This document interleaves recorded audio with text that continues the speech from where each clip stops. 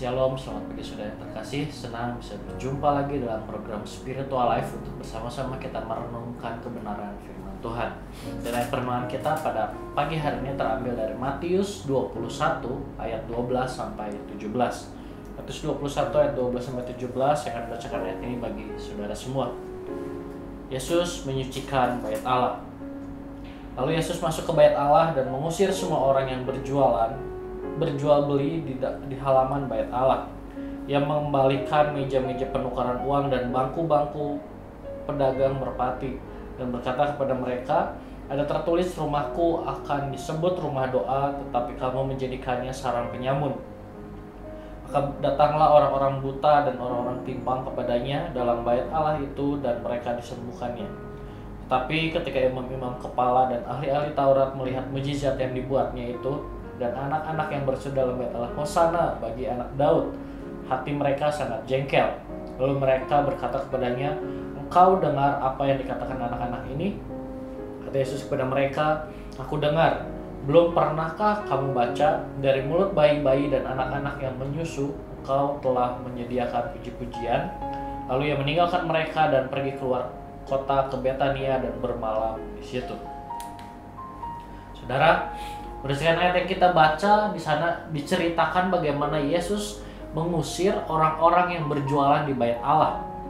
Karena orang-orang yang melakukan penyelewengan dengan cara berjual beli dan tukar menukar uang di bait Allah. Proses jual beli dan pertukaran uang ini berkedok untuk tujuan-tujuan rohani. Mereka menjual hewan untuk korban agar memudahkan orang, karena lebih mudah membawa uang daripada menyeret-nyeret binatang ke bait Allah. Apalagi mereka yang dari luar Palestina seperti Babilonia atau Mesir.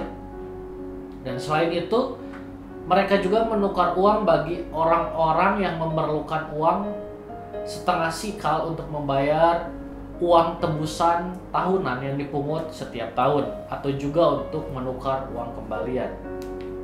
Saudara, segala kegiatan ini terlihat seperti urusan rohani di dalam bait Allah. Namun kita lihat Yesus tetap tidak memperbolehkan semua itu.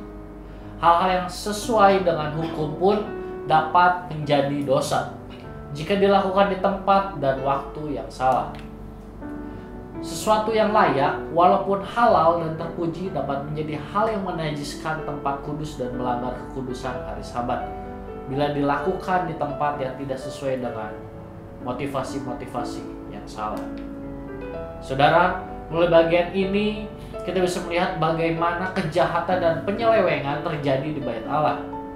Hal ini perlu diwaspadai karena hal semacam ini juga seringkali terjadi dalam gereja saat ini. Terkadang ada orang-orang yang mengambil keuntungan duniawi dalam ibadah dan berpura-pura saleh hanya untuk mengambil keuntungan bagi diri mereka sendiri. Saudara, marilah kita memeriksa hati kita. Apakah ada maksud lain di hati kita ketika kita beribadah? Saudara, marilah mengambil waktu sejenak untuk merenungkan firman Tuhan yang baru saja kita dengar. Saudara, adakah motivasi lain dari hati ketika kita beribadah kepada Allah? Jika ada, marilah kita berdoa meminta Tuhan menyucikan hati kita sehingga hati kita kembali lurus ketika melakukan ibadah kepada Allah.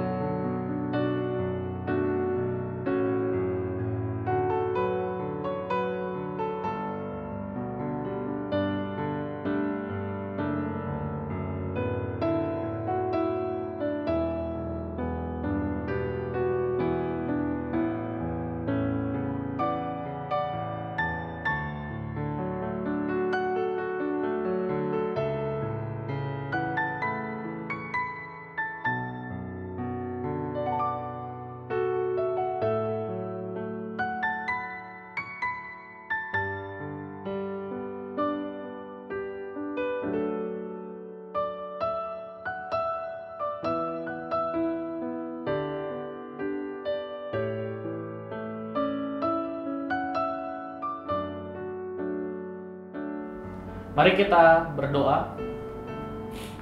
Bapak, terima kasih buat hari ini, terima kasih buat kebenaran firman Tuhan yang datang kepada setiap pribadi kami, mengajarkan kepada kami untuk kami memiliki hati yang tulus, hati yang lurus di hadapan Tuhan. Ampuni kami Tuhan kalau selama ini kami, ketika kami melakukan ibadah kami memiliki maksud-maksud lain di dalamnya.